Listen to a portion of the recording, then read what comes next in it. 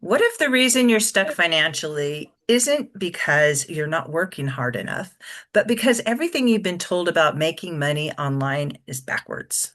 Because the people actually creating consistent income right now are hustling more. They built something most people completely overlook. And once you see it, you can't unsee it.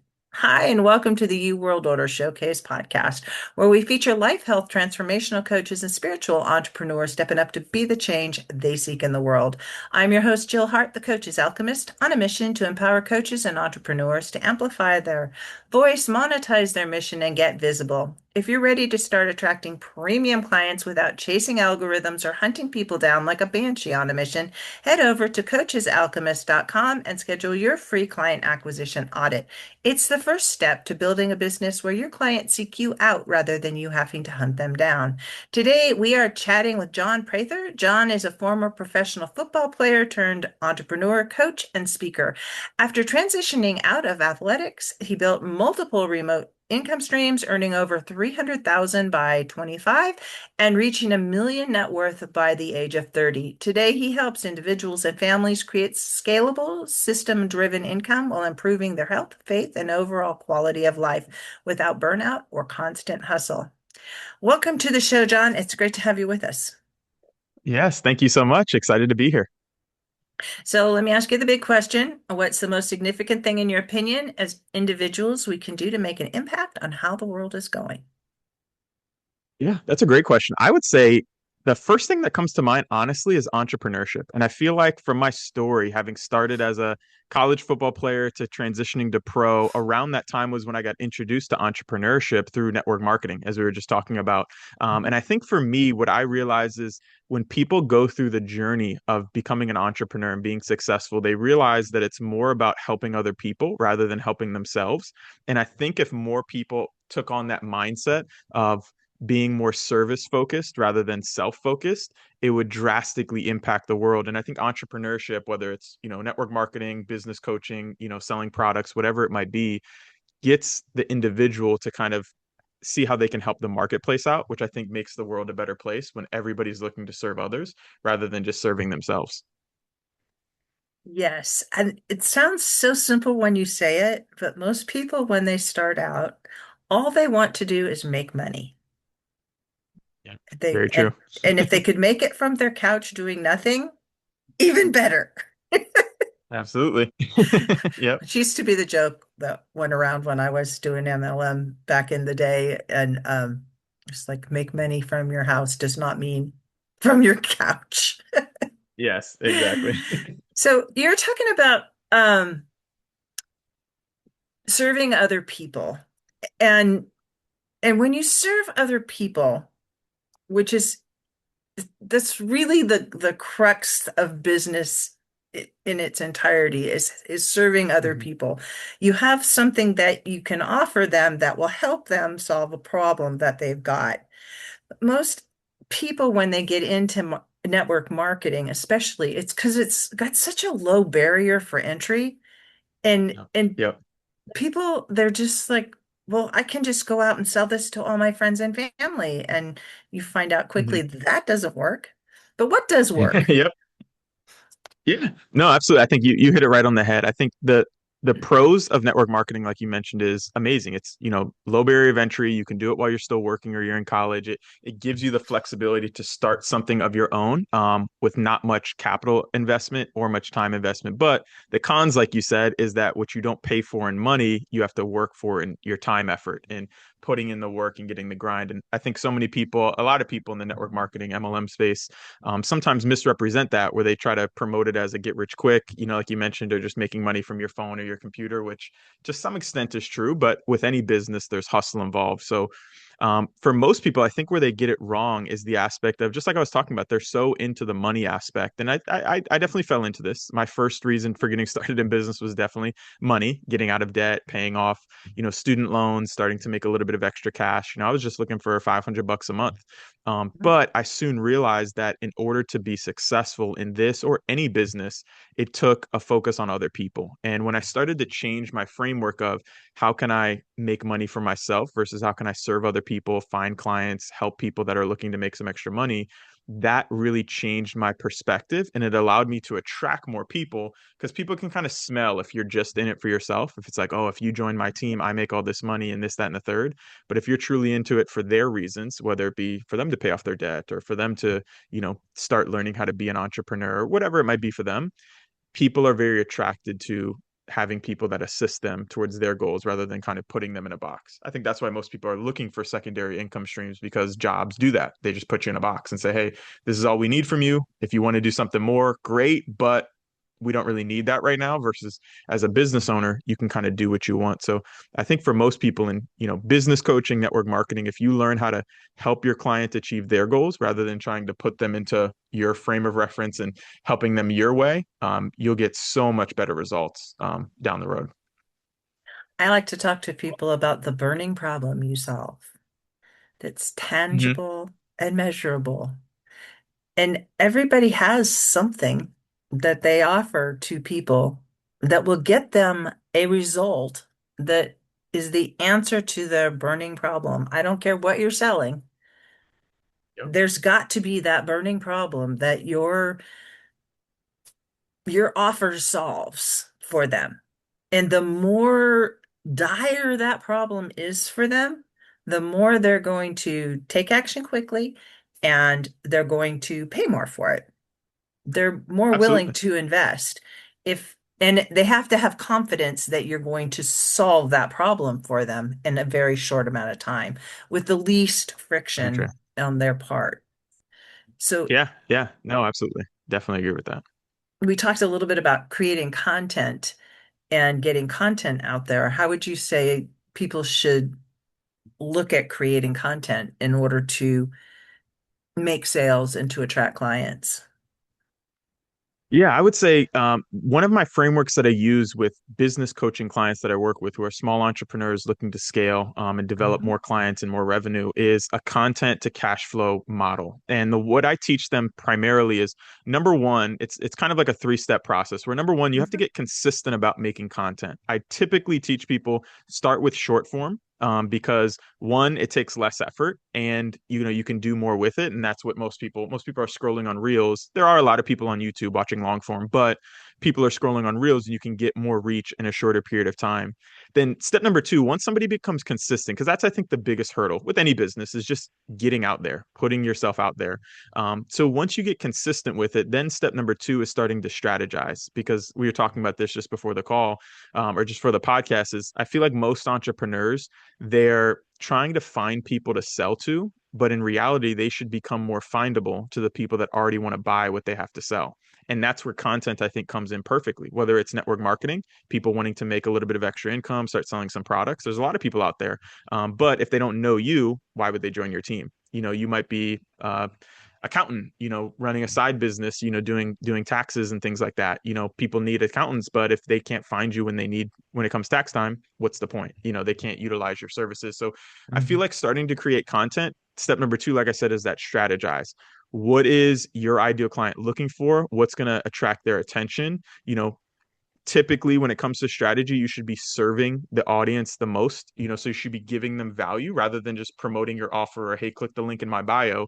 It's, hey, what are the three steps that are holding most professionals back when it comes to pursuing their, goals outside of their job? Something like that, where you're kind of pulling to that need or that desire that you talked about. And then I feel like step number three is learning how to automate that. So you start creating the content, get consistent with it. Step number two is you start to strategize. Who's your ideal client? How can you reach them more effectively?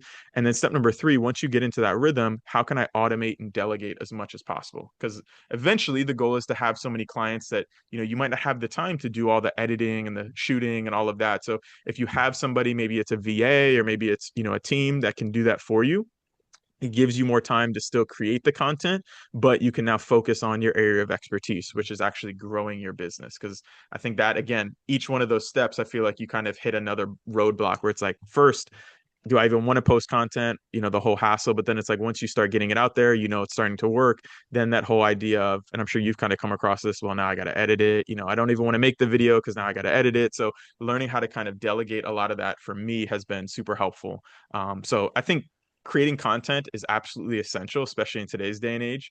Because again, people are looking, they're on social media, and if you're not there or you don't have at least any presence, it's going to be very difficult because there's only so many people you're going to meet out and about. You got to eventually get in front of people on their phones where they're actually paying attention. I'm going to share Substack with you again. It's just like it's the perfect space for people who are trying to create content and get a foot in the door without having to spend like so much time trying to satisfy algorithms or pay to Hmm. play, which is most platforms, Instagram, TikTok, For Facebook, sure. all those platforms, eventually you're going to have to start putting money into it for advertising. And even new people, it's not really user friendly to people that are just starting out. Whereas Substack is a space that if you're new, great.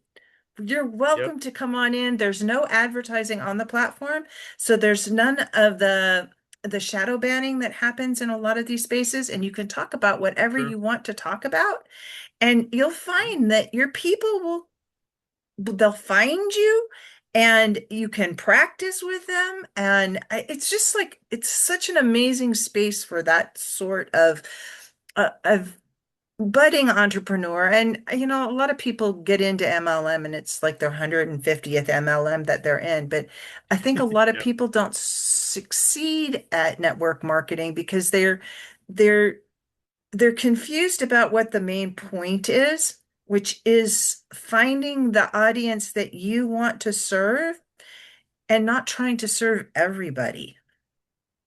Very true. Very true. And I would kind of add on to that point too, is that one of the things that I learned through a mentor of mine, Myron Golden, is he talks about in the Bible, it says all work works.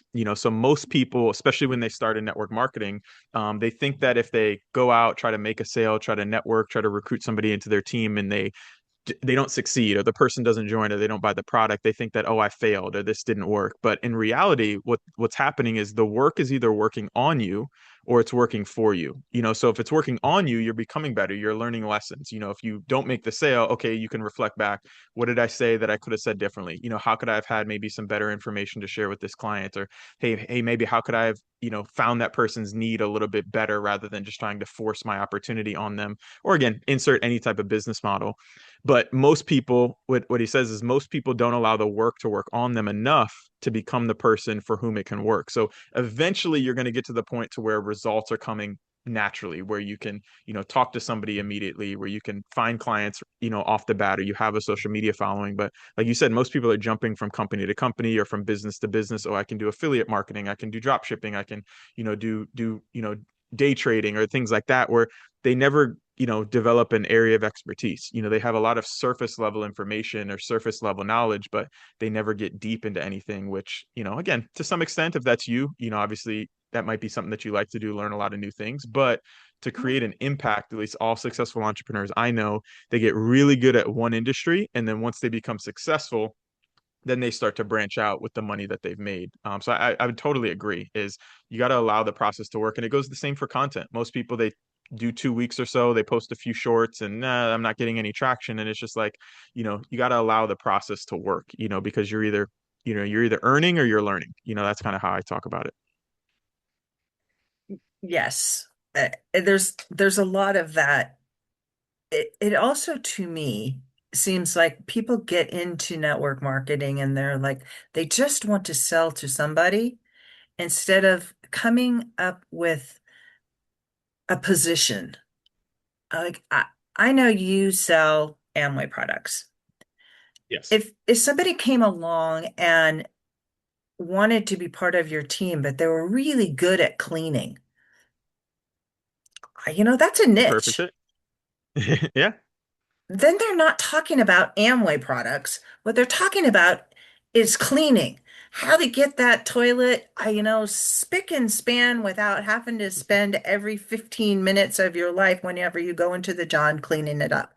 I mean, Hmm. yeah, I use this product. It works great for me. You can get it here if you want, but this is the technique. So you're Hmm. you're focused on the technique, not the product. The product is the byproduct. And then people make sales. And Yeah. then they see that you're successful and they may want to become part of your team because they see that, hey, this person is really good at cleaning but I'm really good at you know I forget all the other products that Amway has. I just know that they have cleaning products. Yeah. But say it's Yeah. weight loss, or health. Yeah. I, you know, Yep. there are a lot of MLMs out there that are about that. There's a lot of them about mental health, uh, mushrooms and stuff like that, or energy work. It just it Yep.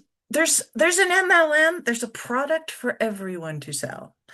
But you Yeah. need to figure Yeah. out who you are and who you want to talk to and where your thing is before you start getting into selling your product. Because Yeah. then you're just competing with everybody else who's trying to sell the product instead of Yeah. showing people a mechanism for making them want that product to get that result that you're showing them how to get. Yeah, no, absolutely. And I think one of the things that I've learned in my time in network marketing from a lot of my mentors is they've always said, people don't join your company, they join you. So if they like you, if they like the way that they connect with you, like I can't tell you how many people I've sat down with. I mean, thousands, hundreds of people, and there's many, many times where people have seen different types of MLMs or even Amway from other people, but because I connected with them, I was able to sit down, I was able to have a conversation with them, they wanted to work with me rather than other people, even if they get a negative perception of it from other people, because of the fact that, we identified that need. We sat down with them. We kind of had that connection, and we're able to talk through certain things. And you kind of hit it right on the head. It's not so much, again, I feel like a lot of people in the MLM space are very much about like, oh, I got these great products, I have this great opportunity. And that is true. There's a lot of fantastic products and opportunities, but you're the magic. It's like, yeah, you have great, but why wouldn't I buy it from somebody else? It's like, it's because your connection, because you're the entrepreneur. And I think a lot of people use the company that they are partnering with kind of like as a crutch, for lack of a better term.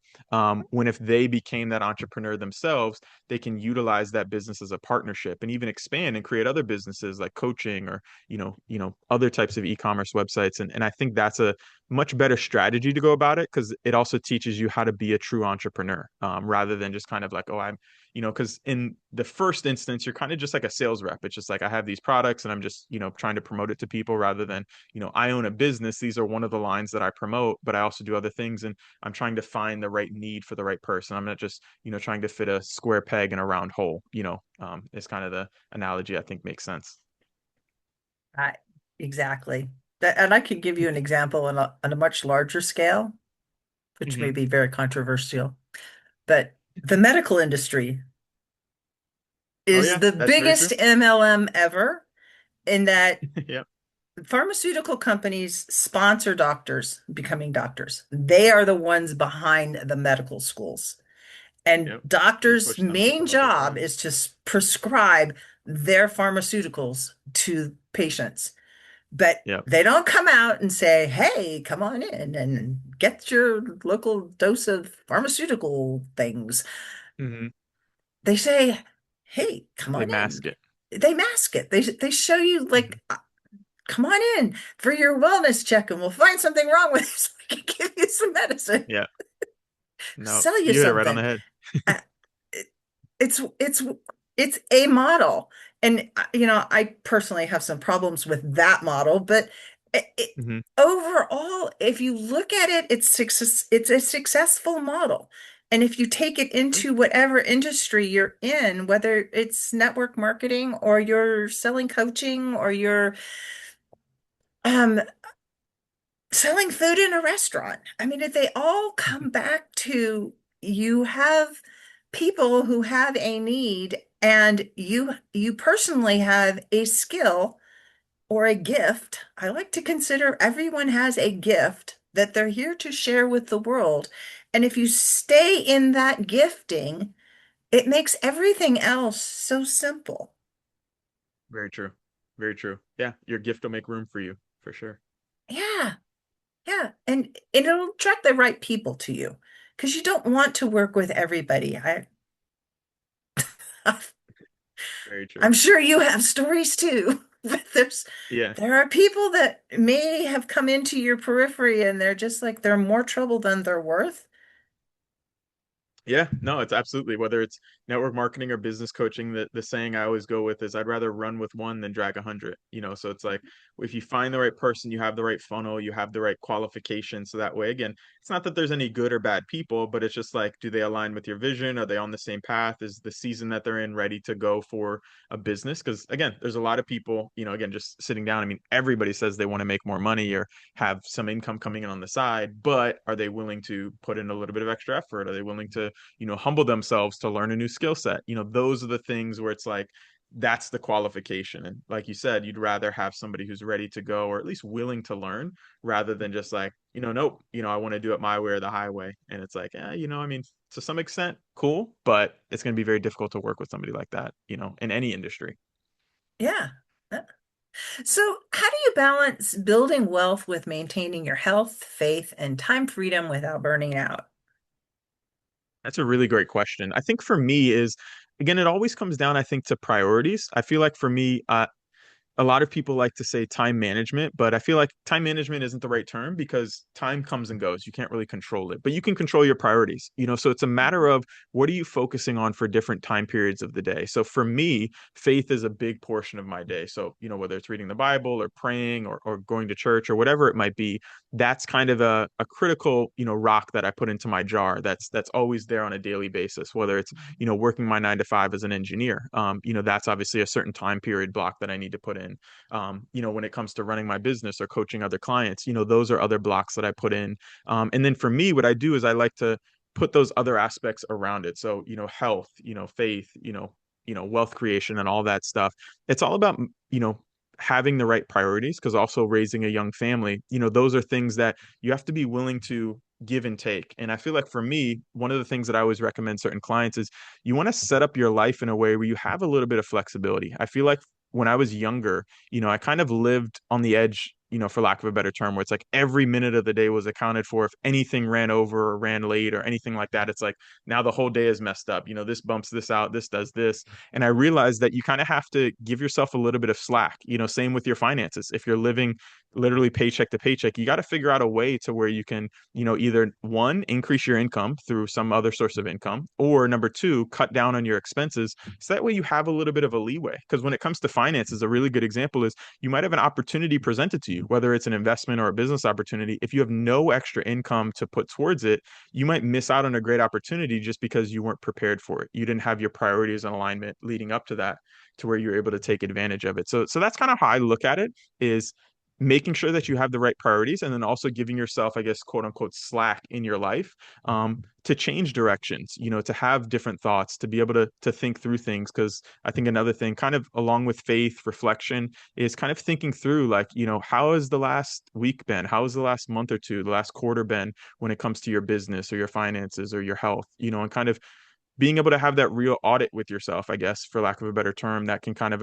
identify, okay, these are the areas I'm doing well in. These are the areas that, I might be slipping a little bit in. And then lastly, I would say is having some sort of a coach or a mentor in one of those areas that you're looking to grow who can give you that guidance. Because again, when it came to making money or finance or business building, I had never done that before when I first got started. So to try to be my own mentor would have been wrong because I wouldn't know what to do. So having somebody that can kind of look at it from a third party perspective might be able to help somebody better grow. But I think it's really about your priorities and making sure that you're real about them, because again, like we talked about, a lot of people say, hey, I want to make extra money, I want to start my own business.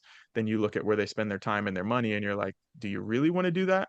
So that's kind of a internal thing I think people have to look at and say, how serious am I about this? Is this more of a hobby or do I really want to go after being a six-figure entrepreneur or something like that? Because it takes work, but once you do it, luckily with business, a lot of it is residual in some sense. It's never completely passive, but once you build it, it's much easier to maintain and grow it rather than starting from scratch.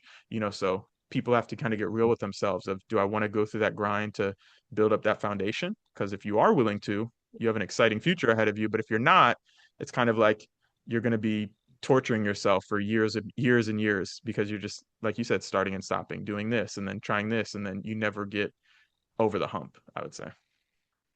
A lot of times entrepreneurs will get going and things will be going really well, and then they'll hit that downturn. Every business, it has it. It's just like Yep. there's all this excitement which carries you, and then the grind happens. And instead of just, working through the grind. And in the beginning, counting the cost. The Bible says, Mhm. count the cost before you decide, make a decision. And then when you make that decision, understand that it's going to be really sunshine and rainbows for a while, but there's going to be that pit that you're going to go through. Everybody goes through it. Keep going. Don't switch Yeah. streams and try to find that next thing to get that jolt. Everything works, as you say. All business works if you work it. Yeah, absolutely. And I think it kind of reminded me of like that four steps of, uninformed optimism. Like when you first get started, you're Mhm. super excited, Yeah. everything's going well, it's a new venture. Then you kind of get into that sort of informed pessimism where it's kind of like you said, you kind of go over the hump and now you're going down the backside of the hill and you're like, wow, I thought it was going to be easy. I thought I was going to make $10,000 a month, within the first 90 days. And, I haven't. I've been putting more money in than I've been getting out. And then, like you said, where most people quit is that valley of despair, where it's like they get to that point to where it's like, they're at a crossroads. I either have to commit to getting better and putting in the time, effort, and energy to be successful, or I have to make a move and switch. And I will say for some people, like you said, sometimes a switch is realistic, because it's just like this just isn't for them. But I feel like the vast majority quit just because it's quote unquote too hard. When it's like, if you just push through, the last step is informed optimism. When you've achieved your success, you're coming up, the other side of the mountain where it's like, now I'm starting to achieve some of my goals. I'm hitting those, 4 or 5 figure months that I was looking for. But again, most people, they go through the first three stages and then quit and start over. They go through the first three stages, quit and start over. And it's like their life is just constantly, informed or uninformed optimism, informed pessimism, valley of despair, start something new. And it's just that constant rotation versus if you just push through and figure it out. And I think, like you said, counting the costs is extremely important. And just looking back at my life as well, I'm glad that I had this. I think it must have just come from my parents because, I learned a lot of my faith after being in business. But I think back that I very much so counted the cost before I did something. And I feel like just looking at whether it be football, professional sports, college, my career, I always like thought through a decision, and once I made it, I didn't want to get swayed from it. And I feel like a lot of people are very shiny object syndrome, where it's like they don't really put the thought in, they don't count the cost beforehand. Like, would this, I always tell people when I'm sitting down with them, teaching them about network marketing is, write down 5 things that your current career goals that you have that your current career can't give you that another opportunity might be able to give you because that'll give you the essence of like what is my why, would this actually help? And if you do the exercise, it's either going to show you, hey, I have a lot of goals that I need to achieve and this might not be the path, my job, I need to do something different, or it's like my job is giving me all that I want, and then it helps you not waste a whole bunch of time, because if your job is your end goal, hey, be successful in that, like be a, what they say, an entrepreneur, be successful inside of your company and just make a lot of money that way rather than trying to do 7 streams of income like everybody. And then you end up, burning yourself out, not making any money, and you lose your job because you're not putting effort towards it. So it's like you said, counting the cost, I feel like is extremely important. So that way, what to go after. And once you've counted the cost, like you said, finish. If you made that decision, this is for me, this is beneficial. As long as I go through it, I'm going to like the end result. Then don't quit, because then hey, it's just a matter of time until I succeed. But I feel like so many people are just mindlessly wandering into opportunities where it's like they don't even know if it's what they want. And, then they just kind of, go from one to one to one and, they never actually succeed. What would you say is the biggest piece of advice you could give people who are starting out in an on the entrepreneur journey? They've done the counting the cost. Mhm. They know that they're going to go up and down and hit that valley of despair. To get them through the valley of despair, what's your one piece of advice?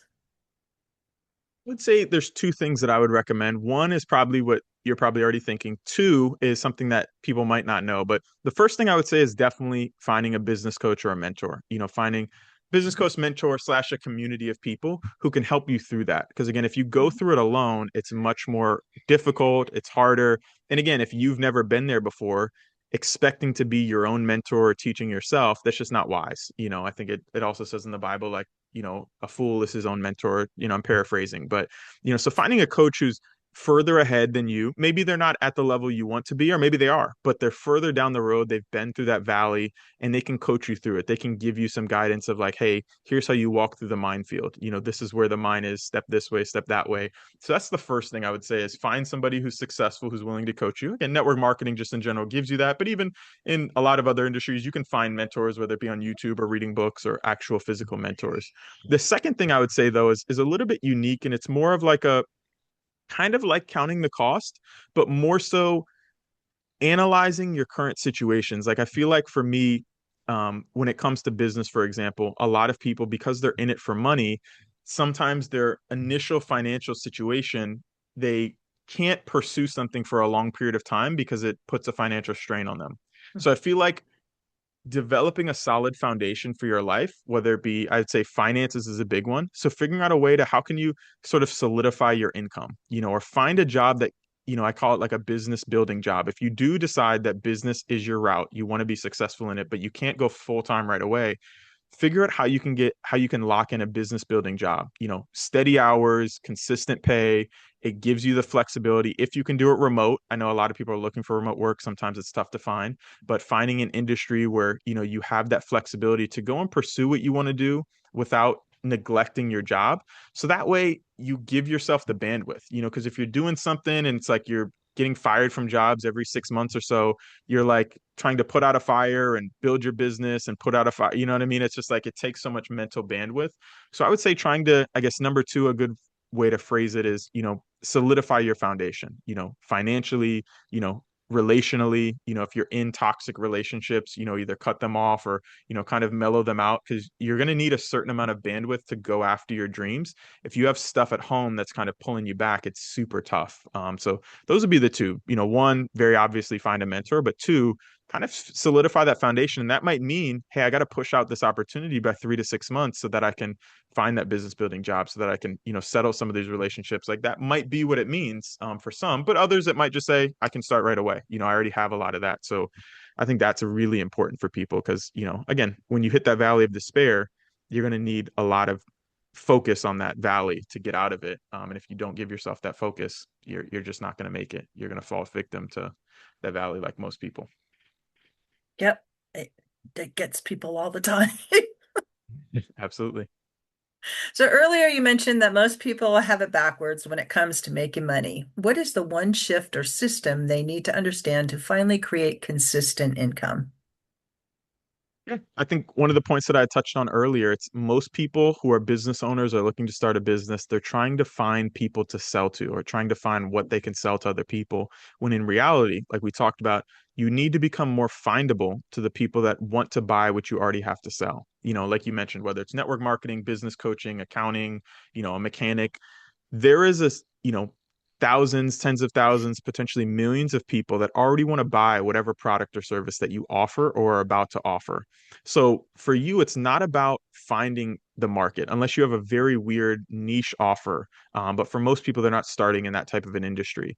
If you're becoming more findable, that comes to creating content, utilizing social media to its potential, whether it's like you mentioned, Substack, whether it's Instagram, TikTok, social media, whatever it might be, start creating that content so that people can find you, because there's a bunch of people, I'm sure everybody that's watching this has a, when I reach this, I'm going to buy this list. It's like when I say $5,000, this is the, I'm going to buy this suit or buy this car or whatever it might be. So when you think about it, the products that you're potentially going to sell are probably on people's when I have this, I'm going to buy this list. So if you're findable, if people can search you up on Google, see a video on YouTube or something like that and say, hey, this is where, when I get the money, I'm going to buy this product from, XYZ. That's, I think, a more useful, use of your time. So rather than just trying to find people to sell to, become more findable. Start creating content, start getting out there. That's going to be the shift that I feel like for most people gets them the results that they're looking for rather than just trying to find the next shiny object that, oh, I think this can be big, this can be big. It's not really that. It's more of you. If you become the person people want to buy from, you can sell anything that you want, you know. So true. So true. So how do people find you? Yeah, I would say for people that are interested in working with me, like we mentioned, my plug-in profit guide is a great way to reach out if you're looking for a way to start utilizing AI, starting your own online business from scratch. I'm currently bringing on 10 more people for the rest of 2026 that I'm going to help scale up their first online business to, 4 to 5 figures per month. So that's a great way. You can definitely get the plug-in profit guide. It's a 2-page PDF that kind of walks you through the initial steps, and then we can sit down and kind of have a strategy session on how we can work with you. If not that, you can definitely go to my website at johnprather1.com, or find me on all social media platforms at johnprather_1. I would love to serve you, connect with you, and see where we can go. Wonderful. And it's the number one, John Correct. Prather, the Correct. number one.com. John, thank Yes. you so much for joining me today. Sharing your wisdom. This has been fantastic. Yeah. Thank you for having me. You can learn more about John and find the plugin profit guide by visiting John Prather, the number one.com. And I'll be sure to put that link in the description below. Thank you for joining us today. If you're ready to amplify your voice, monetize your mission, and get visible, your first step or your next step is simple. Head on over to thecoachesalchemist.com and schedule your free client acquisition audit. Join us for our next episode as we share what others are doing to raise the global frequency. And remember, change begins with you. You have all the power to change the world. Start today and get visible.